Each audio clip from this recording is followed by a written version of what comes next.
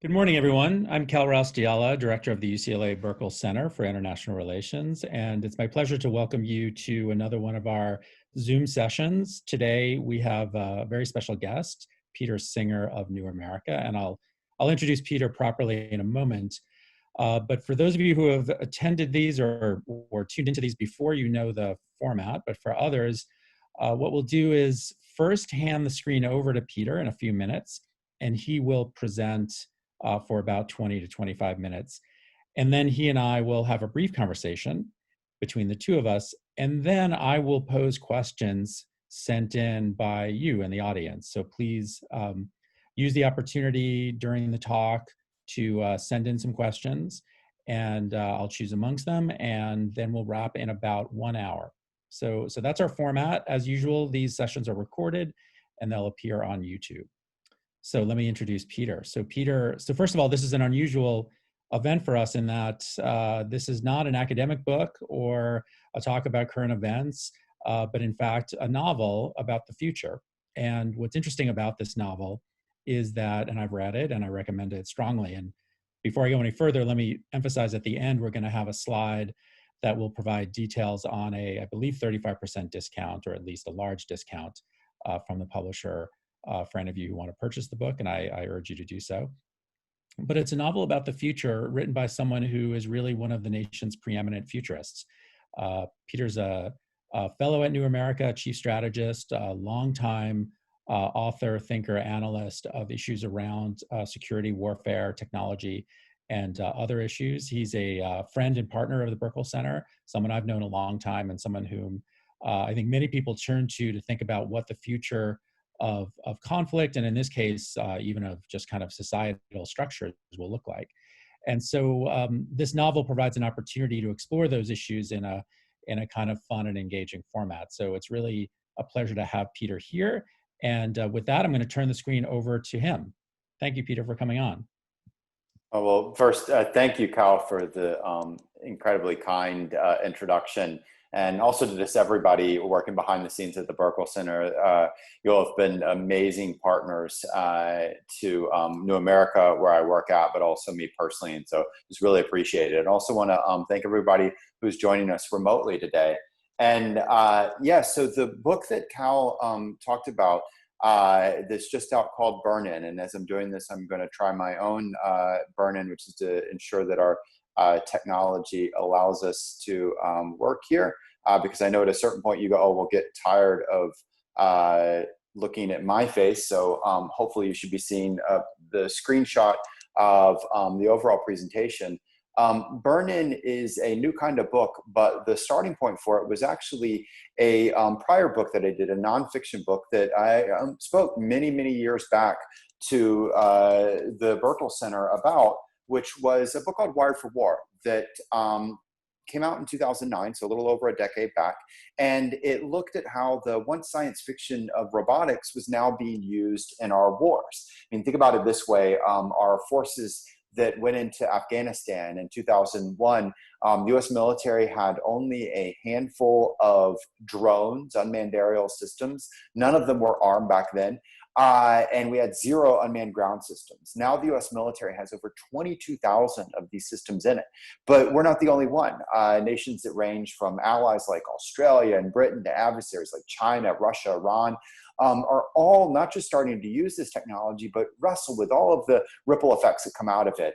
Everything from how do you train for it, what's the best doctrine for it, to legal ethical questions that surround it, to even how does it affect when you go to war? If we think about the so-called drone wars that we carried out operations in places like Pakistan or East Africa.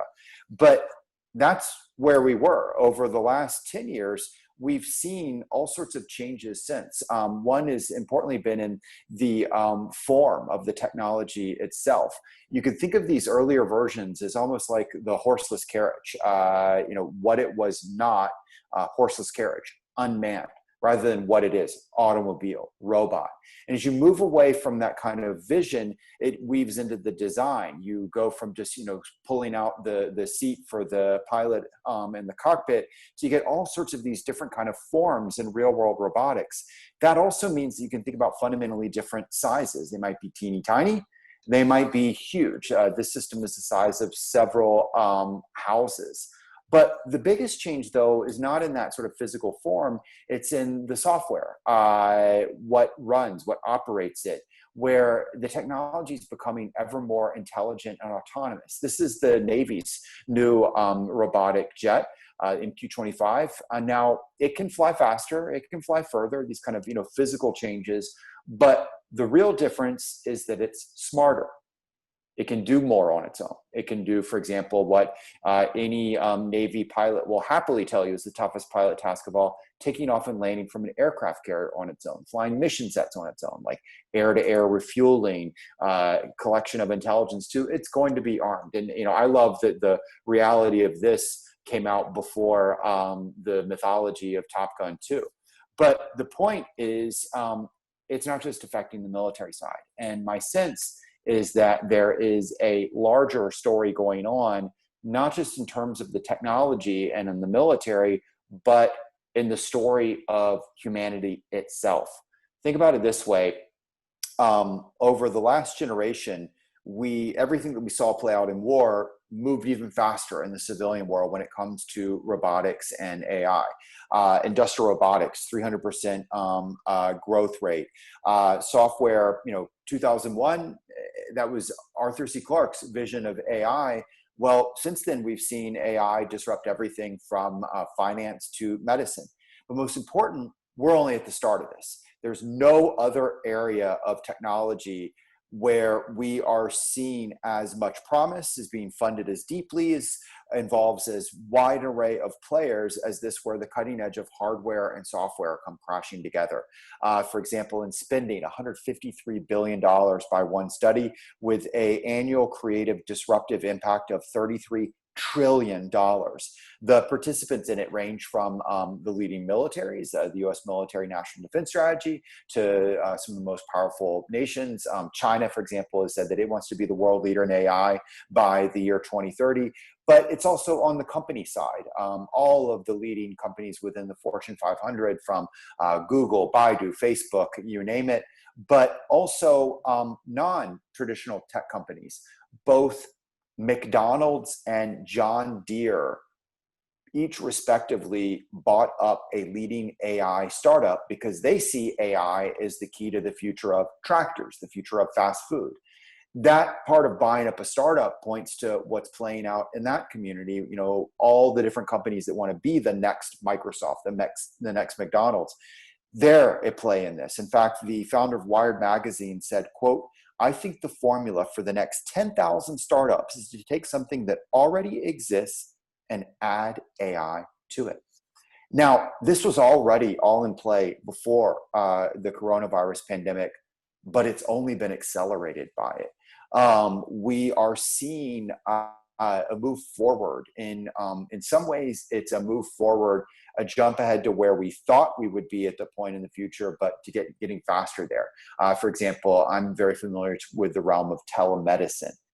Telemedicine jumped in a matter of weeks to where the industry thought it would be 10 years from now. Or there's other areas where we got to where we thought, we would never be. For example, distance learning, distance work. No one thought we would be at this scale. We've seen the rollout of all sorts of robotics being used to do everything from deliver groceries to police curfews to clean subways and airports and hospitals, you name it, to AI surveillance of society writ large, all the way down to individuals. Is reaching a scale that was not envisioned in science fiction, not even the Chinese government had planned for. And the point is, after we make our way through the coronavirus pandemic, we're not going back. We will not go back 100% to where we were before. Now, if this is playing out, though, if we're headed into what's been called everything from a, quote, new industrial revolution to the second machine age, we've got some big questions to figure out. And I would argue there's three big questions. One, what is the impact of automation on the economy and everything that flows out from the economy? Now, while some people, believe that new technologies lead to new jobs and opportunities, which is true, they also lead to job displacement and replacement. And when you literally rewire the economy, it happens on a scale that you don't see often.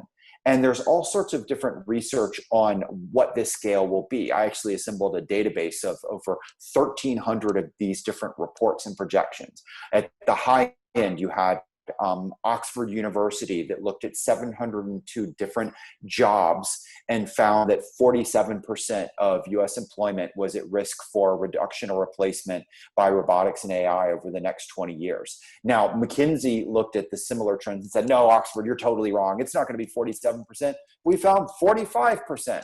PricewaterhouseCoopers looked at the same, said, your methodology is way off. We found 38%. At the low end of the spectrum was the OECD with 9%. 9% of the economy being rewired, 9% of jobs, that's a really big deal. So wherever you fall in it, it's a massive change. That means that even in the most optimistic scenario where everybody who's displaced gets a new job, you still have a really tough transition period. But again, this is different than past industrial revolutions because it's not the story of someone dropping a shovel and then going to pick up a hammer at an assembly line. It's a tool that is intelligent, that can do more on its own, and of course is always learning too. So as the director of MIT's Media Lab puts it, quote, every area of life will be affected, every single one. And think about how the last industrial revolution had economic and winners and losers, and as a result, political winners and losers at the individual level, at the regional level, at the national level. Think about the ripple effects it had into politics, positive and negative. No industrial revolution, no such thing as children's rights, workers' rights, women's rights. No industrial revolution, you also probably don't get fascism, communism. So we've got these kind of challenges to work our way through. But we also have a second challenge that looms. It's the idea that every time you get a new technology, you get new legal, ethical questions around it. It happened with the airplane. It happened with the computer.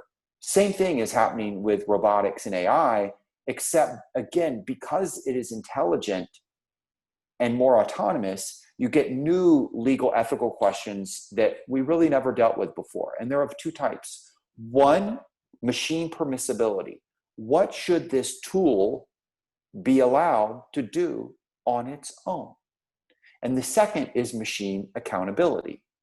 Who owns this tool? Not just what it gains, what it collects, but also who owns it in terms of accountability if things go wrong. And what's so fascinating about this is that it plays out these questions everywhere from our city streets to our battlefields, and organizations that range from, think about something like face recognition.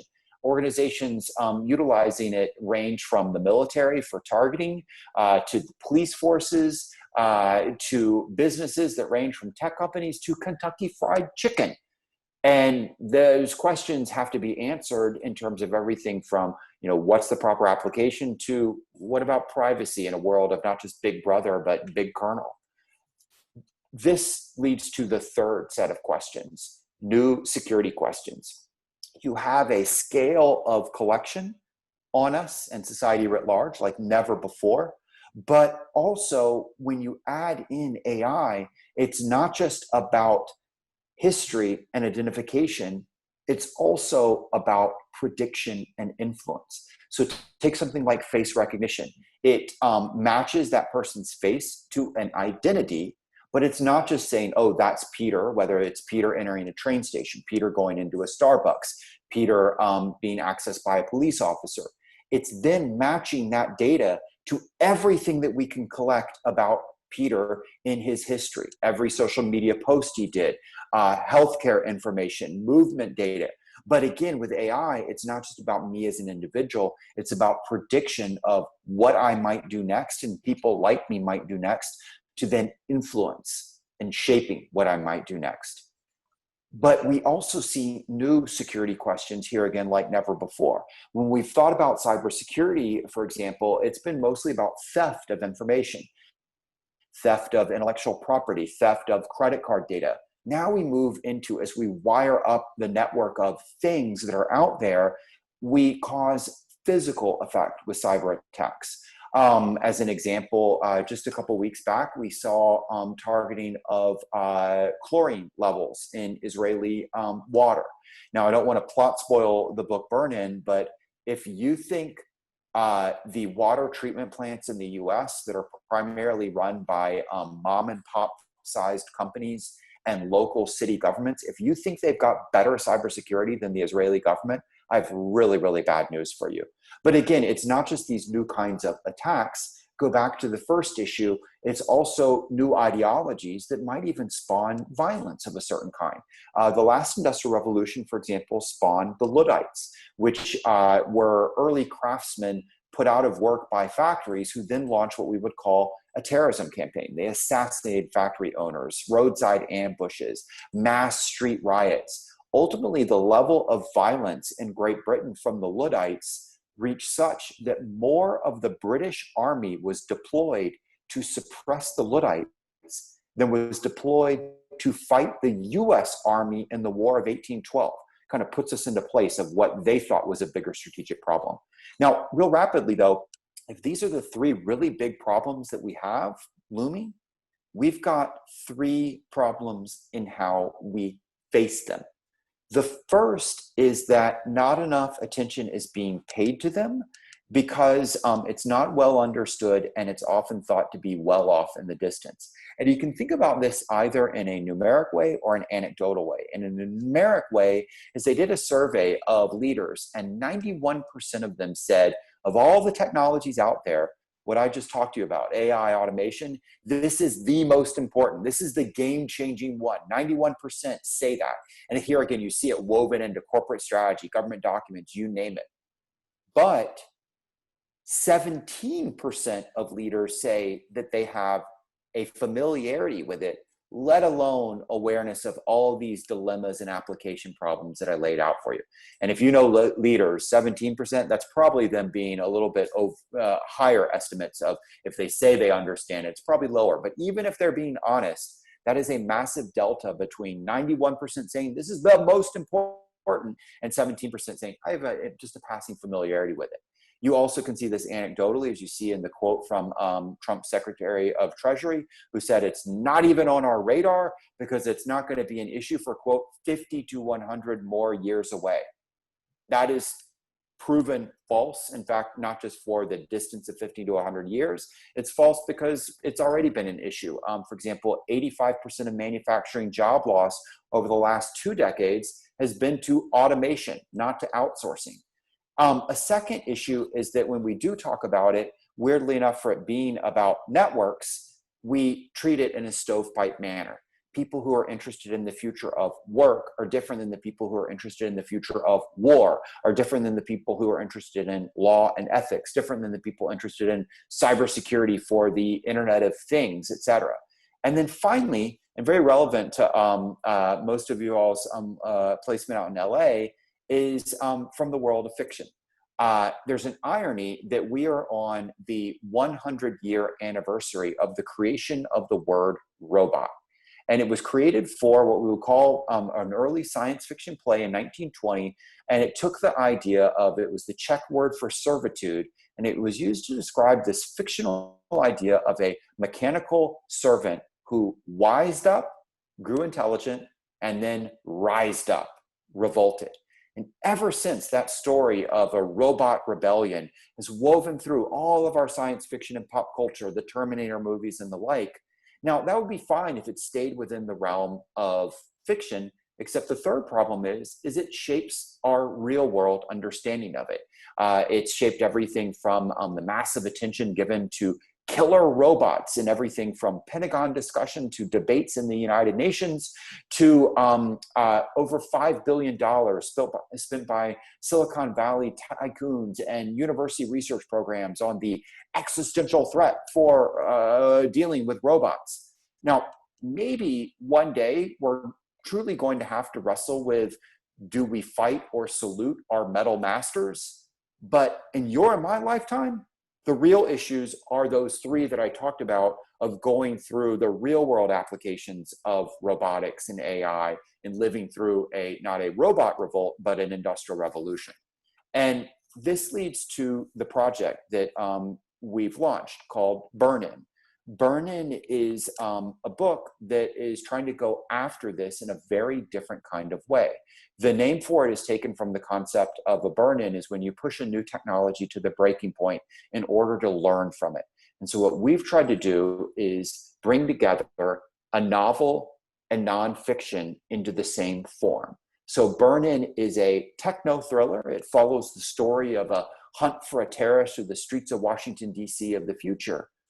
But baked into the story are over 300 explanations and predictions of everything from how does AI actually work, to what are the ways that it's going to be used by the police, by the military, by Starbucks, to what are some of the dilemmas that we're going to see in our politics, in our economy, in our family lives. So it has 300 of these baked into the story, but even more so, it's got 27 pages of endnotes to document how these are all pulled from real research, not dreamed up. So just like you would document in a nonfiction book, both to show where it's from and to give people, hey, if you want to learn more, here's more that you can see it. And so that's the project. And the idea behind it is that you can have fiction be what we call useful fiction. That is, that it can carry across important information in an entertaining manner. And somewhat related to projects with Burkle Center is that this format can actually turn out to be more influential than traditional academic approaches, not just in reaching more people, but reaching leaders, and also putting it in a form, they call it a synthetic environment, that means people are more likely to act upon it. I'm a parent, though. I liken it to sneaking fruit and veggies into a smoothie. You get the good taste, you get the entertainment, but you also get the good stuff. So in this case, it's through a techno-thriller rather than through a format like a white paper or a PowerPoint that people aren't going to share or read. And so with that, I really appreciate the opportunity to talk to you about it. And I'm going to take it off a share screen here. Thank you, Peter. That was great. So you actually stole my first question a bit, which was why this format? But maybe just take a few minutes to, one, talk about, I see behind you on your shelf is your prior kind of expedition into this world of nonfiction fiction, Ghost Fleet, which was very influential. And maybe you could say a word or two more about the way in which, one, this format kind of influences policy and why you chose it. And then I want to ask you a little more about the story of the book, so we could understand, kind of how the fiction intersects with the nonfiction. But yeah, maybe format. Yeah, absolutely. And actually, it's a great link point, because it was our experience with Ghost Fleet that set us on this journey. August Cole and I, and August is, equally like you and I, he comes out of the wonk nonfiction world. He was a Wall Street Journal reporter. And, but we teamed up to write many years back a book called Ghost Fleet, that our origin point was that we both had grown up loving early Tom Clancy novels, and we wanted to, create our own modern version of one that hit contemporary issues. And that's what started us on it. We did this book that, looked at essentially what a war between the US and China might really be like, but framed in a techno-thriller. And it, turned out to be popular. It was a summer read, but something happened along the way where it actually ended up having greater influence on the real world than all of my nonfiction books had. And my nonfiction books had done well, and I've been invited to have impact opportunities with it. But Ghost Fleet got me invited to brief at the White House Situation Room, at the Tank, which is the Pentagon. It's the conference room inside the Joint Chiefs. August got invited to the Nobel Institute in Norway. We actually tracked it over 75 different organizations, and 82nd Airborne, JSOC, the team that got bin Laden. But it wasn't just we were invited to brief the real world lessons of this novel. It sparked changes that range from investigations by the GAO to the Navy. The Marines ran a war game called Ghost Fleet that changed some of their strategy, to the Navy created a $3.6 billion ship program called Ghost Fleet. Now they gave us $0 for it. I should have had, an agent from like CAA helping me with that or something. But yeah, in the naming rights, we didn't get anything out of that. But the point is, it had this impact, and that struck us. And so we had not intended that on Ghost Fleet. With BurnIn, that was baked into the start. Everything from the research topic that we chose to moments in the story to even character identity was drawn of this idea of servicing both entertainment value, but also people getting something useful out of it. And real rapidly, the reason behind that is that this packaging of what we call useful fiction, or a novel with footnotes, but there can be other forms of useful fiction. We've helped with projects that range from graphic novellas to there's some visual stuff in the world as well. It doesn't just have to be text, but the point of this useful fiction is there's three reasons why. Now to put our researcher hats on. One, studies show that the human brain is more likely to take in data from a synthetic environment than even the most canonical academic sources. And the reason is basically narrative is the oldest communication tool of all. We've been using stories from when we were sitting in caves. PowerPoint, it's only 30 years old. So of course our brain is tailored that way. The second, though, is it's not just about pulling in data, it's also about leading to action. And that's because it connects to emotion. And, for us, the reason why our work has had such impact is we paint a nightmare scenario of something, and then people go, ooh, what do I do to make sure that nightmare scenario that a character just like me experiences, how do I make that stop? And this is a great example of the impact of the book. The novel's only been out a couple of weeks, and yet we've not only been able to brief it, not just to UCLA folks, but senators, a group of venture capitalists, US military units, Australian military, Canadian military. Even part of the book was woven into the Cyber Commission report. The Cyber Commission is a US commission that is in charge of redoing all of US cyber strategy. The opening of their report is from BurnIn. So it's a meld of US government document and sci-fi. And the reason why is that they thought this was the best way to get people to listen to their recommendations, to hit that emotion. And then the third reason why is sharing. No one ever said, man, such a good academic journal or article or white paper. It kept me up all night. Just when I got to one section, I needed to go to bed, but I was, I had to get to the next section. No one ever said, oh man, Cal, you're about to go on vacation. You know what you ought to read? There's this really good PowerPoint that I saw. They do that with stories. So going back to the smoothie idea, let's take advantage of that.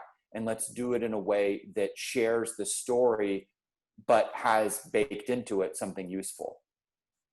Great, that's fantastic. And I of course agree. And as some of you know, here at the Burkle Center and along with Peter and his team in New America, we've been trying to leverage that exact process in a number of international issues. So I think that's great. So let's turn to the book itself. So maybe give us a little more flavor, if you can, of what the storyline is, like what's the setting. You're a bit, I'll say, having read it, the timing, is a bit ambiguous about exactly where it takes place and what happens. And so it would be great to hear just kind of give us a little flavor. Yeah, so the book follows sort of a two different character sets.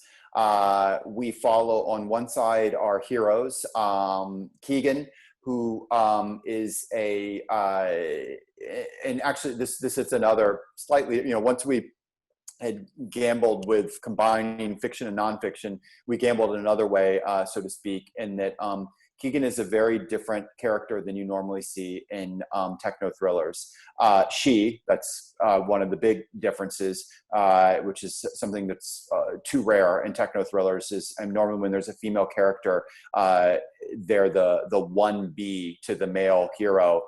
There also tend to be fairly one-dimensional characters.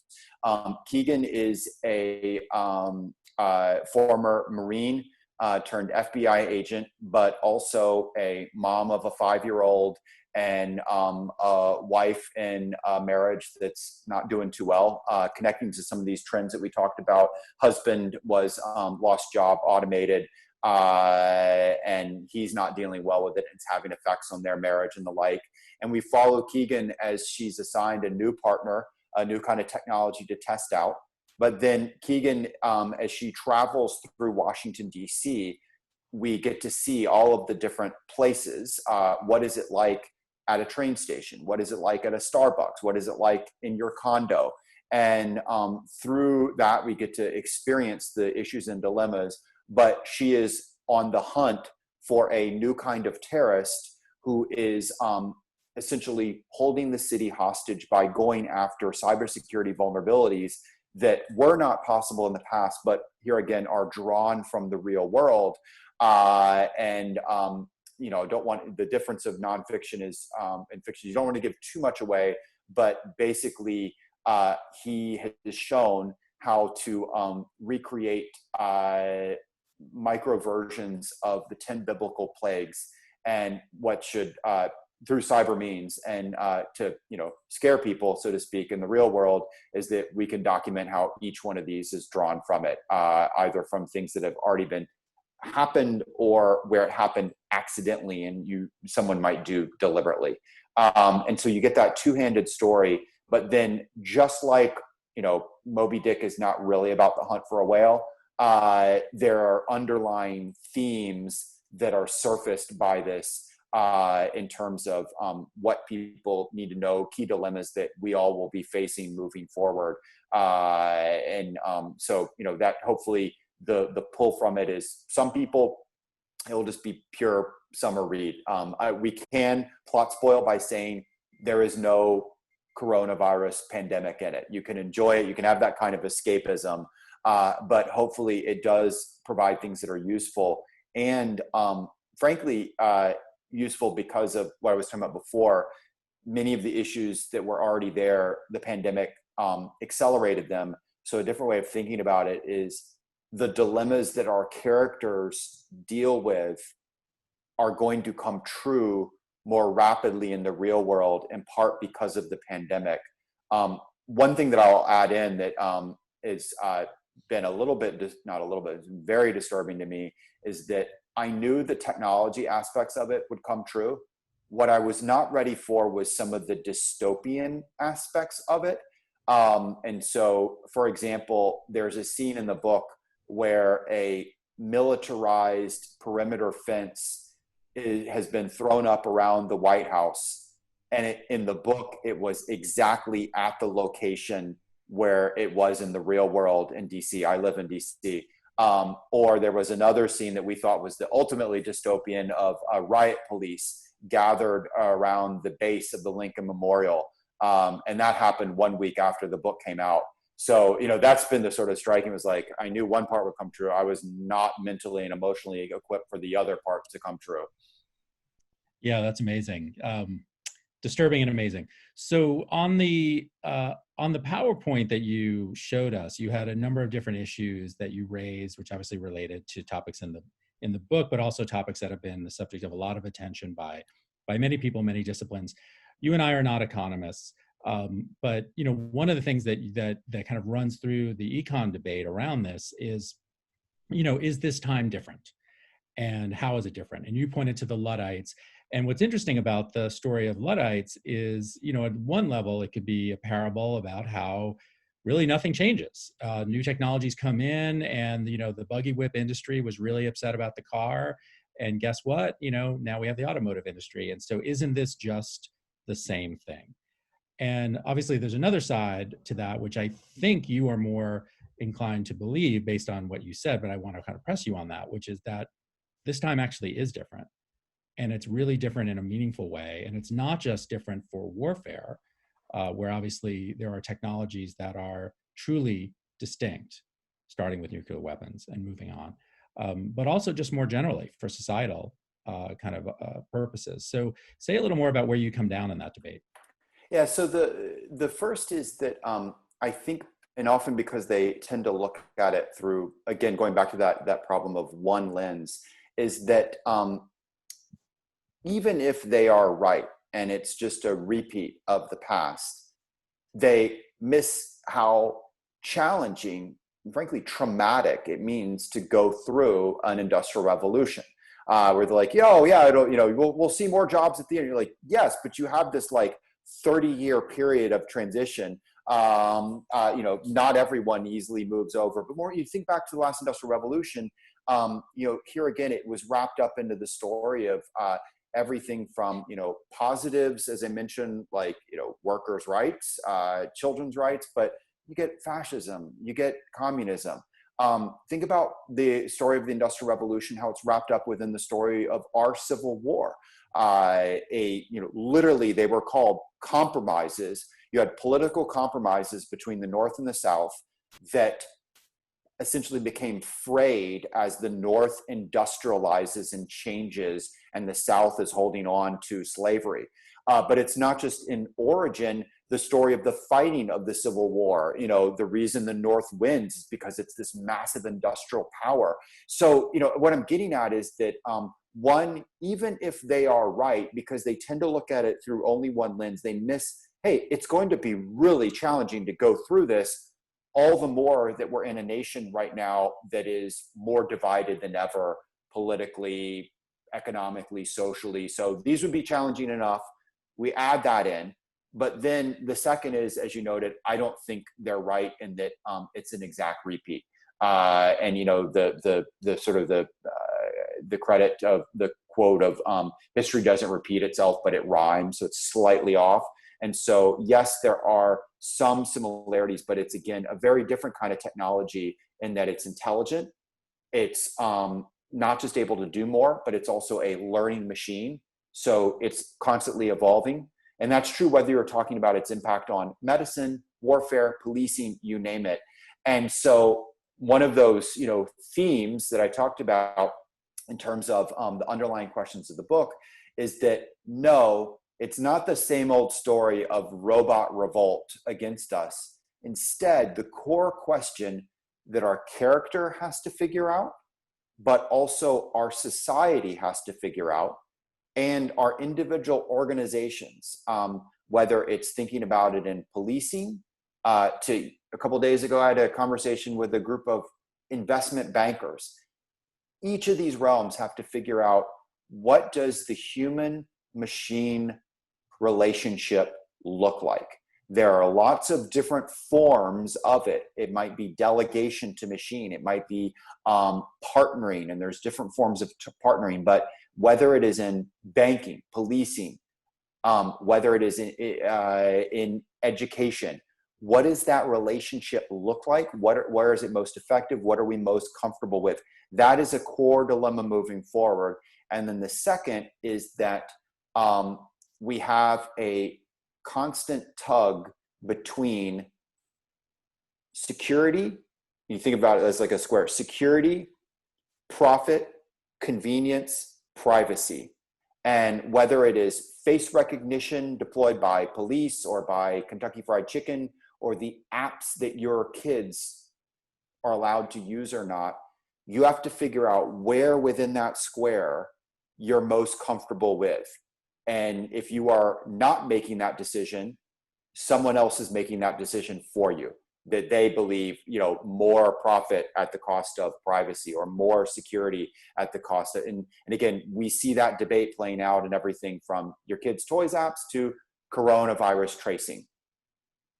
Fantastic. So I'm going to turn to the questions in a moment, but let me ask you about the geopolitical implications of some of these trends that you cover, these technologies and trends. So, one thing that came to mind, obviously, reading the book, I shouldn't say obviously, but for me, certainly, and I think for others, I imagine, is a lot of what you depict or in the book, the dystopian features, some of them we see already here in the US. Some of them we see in China already. And China's obviously far ahead of us in a lot of applications, many of which are fairly sinister, though not all. And so I'm curious about how you see geopolitically the power of AI playing out. And do you think that this is ultimately something, there is sort of an AI conflict that's sometimes pointed to between the US and China? Those are not the only two players, but they are the ones that come up most frequently. If you believe there's such a conflict, who do you think is leading? So just give us your take on that. Yeah, so real rapidly, I think there's three issues that come out of it. And again, these are these sort of underlying themes baked within the novel. And, and each of them, there's no ready answer to them. They're just, these are issues that we're going to have to all figure out. The first is, you described it as kind of dystopian and scary, but is actually the fine line between utopian views of the world, including those, pushed out as solutions to all our problems, and dystopian, dependent on where you are in society, right? And and we particularly see this as an issue of a lot of the stuff coming out of Silicon Valley, where it's always like, this is going to be awesome, it's going to solve all these problems. And you're like, yes, that's because you are, have a certain kind of background, and usually not a particularly diverse one, and you're seeing it as a certain problem set, and yet someone else is going to look at it and go, man, that is so dystopian. My recent favorite version of this is a smart toilet. It's like gives total new meaning to, can I get some privacy here? But face recognition is enough. So one, the fine line between dystopian and utopian. The second, as you note, is sometimes called the AI arms race. And it's not like a past Cold War style nuclear weapons arms race with China. It's actually two competing visions of AI. One where it's highly centralized, government controlled, all data shared across, monitoring of anything and everything, but it's all kind of centralized. And then the other is kind of the cacophony that we have emerging in the US, where you go physically, the amount of information collected on you, the uses of AI will be decided by kind of everything from what company you're interacting with to the rules of that local city government. So, as we follow Keegan through the city of Washington, but it could be any city, it could be LA or whatnot. In some areas, there's AI, at a train station, there's different collection than there is when you enter a privately owned building to universities. The amount of data collection we're seeing seems to be, there's no-go areas of face recognition as compared to public spaces in a shopping mall. So that's two competing visions of it, and we have to decide which one we're more comfortable with. And then the third issue is on the global level, but even on the domestic level, is the rise of super empowered individuals.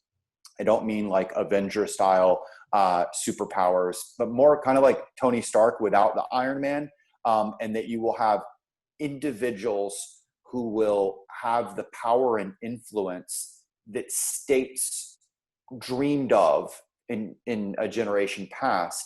And going back to that kind of utopian, dystopian fine line, they will, in certain situations, help solve problems, but also they come after them with a certain mentality. And that means they may sometimes exacerbate problems. And a particular issue in our world is that they tend to be, because of the nature of our economy, the superempowered individuals tend to be engineers, digital engineers who went to a very small set of universities and have a certain kind of mentality. And so they tend to look at almost every problem, political, social, et cetera, as just something that needs that one engineering solution. And so this is a third theme that we're going to continue to have to face. Great, fantastic. So I'm going to turn to questions from the audience that have been sent in, and there's a bunch. So let me start with a simple but interesting one that I think is probably on a lot of people's minds. So the question is, what are some industries that will be affected by automation that most people wouldn't think about? Great question. And it actually shows the utility of useful fiction. So this database that we built, you can see all these different professions and the likelihood of replacement or displacement. And, there's the expected ones, factory worker, truck driver, whatnot. And here again, we have a mismatch between job training programs and what these professions are going to be. Even the university system is training too many people for roles that we'll see go down. But one of the ones that was an example of a kind of unexpected is contract lawyers. Very lucrative field, average income of a couple $100,000. Already right now, an AI can do a better job statistically at finding errors in, for example, a non-disclosure agreement than human lawyers can. Now, not 10 years from now. And so this is an example of a field that won't be completely eliminated, but going back to that notion of human-machine relationship, may see massive reduction.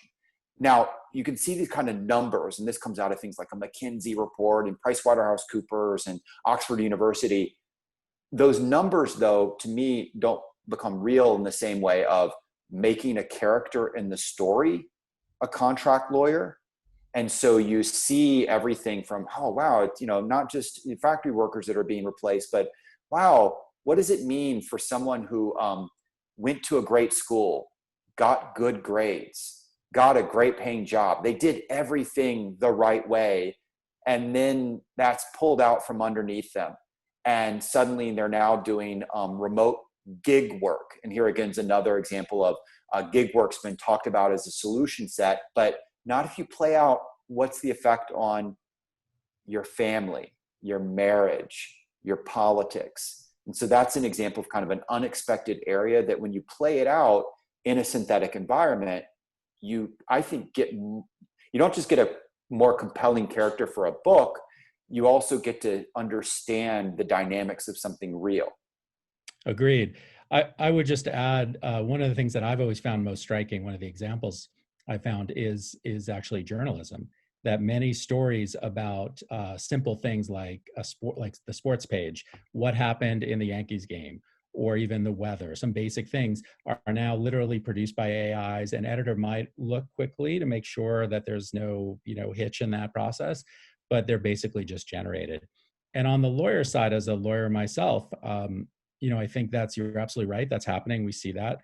One of the other factors that is implicit in all of this is that when that happens, what you tend to see is the most basic tasks within a given profession or field, like contract revision or doc review, can get automated. The top level continues. And so one of the key implications of that, which we've seen for decades now, is inequality and greater inequality. So those who are at the very top of the field, who really conceptualize the contract, they're not automated yet. Perhaps they will be someday, but we don't see that. But what we see is the bottom tranche, the most basic tasks, go away and just create ever more inequality. So that's going to have a huge social impact if it continues. And there's an important point that is within that. So the first is specific to those, is that it's not just sort of high or low level. There's also jobs that have traditionally been portals to the next to moving up. First job, or it might be first jobs. So the fast food industry, Not elimination of everybody working at a McDonald's, but massive shrinking of those numbers. And that is, for example, for a lot of people, that first job outlet's not going to be there.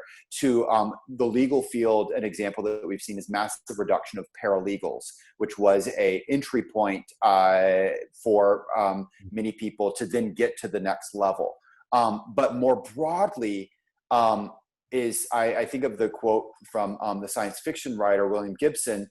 The future's on here. It's just the future's here. It's just unevenly distributed. And he was talking about kind of technology is being here in some, and you can sort of see the future coming. But we play it out in a different way, which is you will have uneven distribution, not just in the economy, but of the technology itself. And so, again, not to plot spoil, but we illustrate this through an early scene where we follow our character into Union Station, which is the train station in DC. And we get to see everything from, how will AI be deployed and what is augmented reality and advertising. And it just seems like all these cool things out of science fiction, and it is. But, oh, by the way, there's still homeless. There's still crime. She's stuck in traffic. She's stuck in traffic because the companies are competing. And then there's another part that scene illustrates, which is a very important concept called algorithmic bias. Kind of a wonky idea that's essentially that AI, if it's mistrained or if it's fed the wrong data, it yields a biased outcome. And it might be a biased outcome in giving you the wrong directions, or it might be a biased outcome in terms of being racist. And we've already seen examples of this. AI, as part of this streamlining in banking, was used to reduce the number of loan officers, and AI would screen out who was to be eligible for bank loans. And what the AI was doing turned out to be screening out African Americans. No one told it to be racist, and yet it was generating a racist outcome. And so it's this really important concept to understand. Most people are not going to read an academic paper on it, but we can illustrate that through the scene where our main character is entering Union Station and they're trying to find a terrorist in a crowd. Everybody can now visualize that scene. Hopefully they kind of, their emotion picked up a little bit. Ooh, they're going to find the terrorist. But by the time you get to the end of that scene, you've walked away with an understanding of the basics of algorithmic bias. Great, fantastic. So next question, how should regular people prepare in the face of this scenario? What can they do to ward off the most dire consequences for their own lives? So I think I go back to a couple of those issues that we laid out as they play again for whether you're setting all of U.S. government policy to you're thinking about it in your own home and the roles that you play, be it as a student or be it as a parent, you name it. So one is that preparing for these trends that are clearly in play. Kind of echo back to Cal's question about, the Luddites of the past and how they couldn't stop the future. Absolutely, 100%. You can't fully fight the future. These trends will play out. It's more, though, about your agency in them. So, for example, how are you training yourself to understand these technologies, these dilemmas, the match between what you're either ensuring that your kids or yourself understand. It's, I think about the parallel of, the same question if we were sitting 20 years back. You would say, hey, I know this stuff with computers, it sounds really complex, but you kind of benefit to understand the basics of it. I'm not saying everybody has to become a computer programmer, but this internet thing, you ought to pay attention to it because it matters for your business, whether you are a doctor or you own a shop, or it also matters in your home.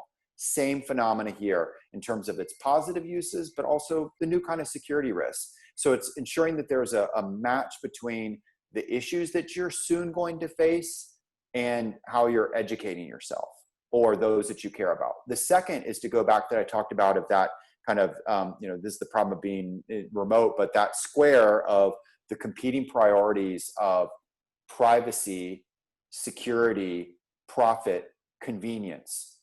You need to be aware of where you fit into that. And again, the decisions that you make and everything from what apps you play with or not, or the settings that you have them on, all the way up to what technologies you're deploying for your university, for your business.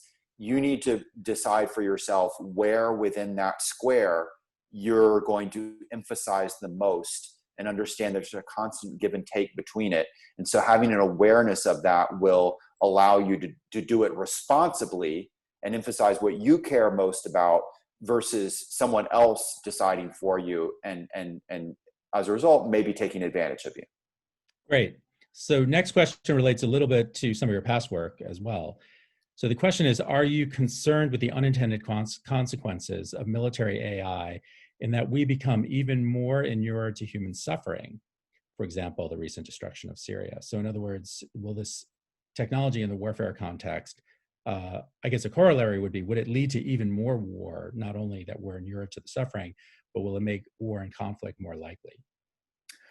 A great question, and I think a more important one than, here again, a lot of the debate around robotics and unmanned systems has gotten stuck within the sort of killer robot narrative, instead of these more essential questions of does it affect likelihood of war? How does it affect behavior in war? And so far, research shows that allowing distancing does change some of the ways that individual operating the systems might think. But really what I'm concerned about is more so is two things. One, the effect not on the individual operator of the robotic system, the soldier, but rather on the body politic. You can see the way that we talk or even don't talk about airstrikes utilizing unmanned systems versus manned systems. The very different way that we've talked about it, of the air war campaign that was in Pakistan to the one playing out right now in East Africa. We don't consider ourselves to be at war, and yet the activity was quite similar. So it affects the body politic discussion around it.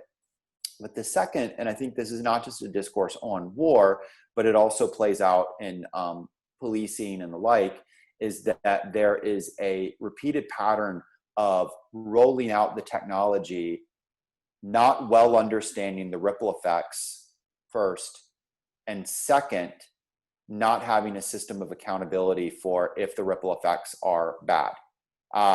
And you can see this with everything from face recognition, which has been deployed, both by big city police forces, New York, LA, to West Virginia's deployed it. And yet we've, one, not figured out all of the effects of it. But two, we've not figured out kind of the accountability system surrounding it. And so to me, those are the more real questions that we, again, need to tackle versus kind of far off sci-fi stuff. And going back to now putting on my fiction hat, if I'm pitching to Hollywood, I'm like, these are actually more interesting questions than yet another story of the robot deciding to come to life and attack the human master. We've seen that before. These ones, they're new, and they also feel different because they feel real, because they are going to be real. Fantastic. So we're almost at the end of the hour. I just want to remind everyone that at the very end, when Peter and I go off screen, there'll be a slide. It's going to have a discount code. I urge you to use that to buy the book. Peter, do you have a copy handy that you could just hold up and wave? Here we go. Just like our slide, but it's always good to see it. So thank you so much for coming on. Good luck with the rest of the book tour, and thank all of you for tuning in today. Have a great afternoon. Thank you, everybody. Take care.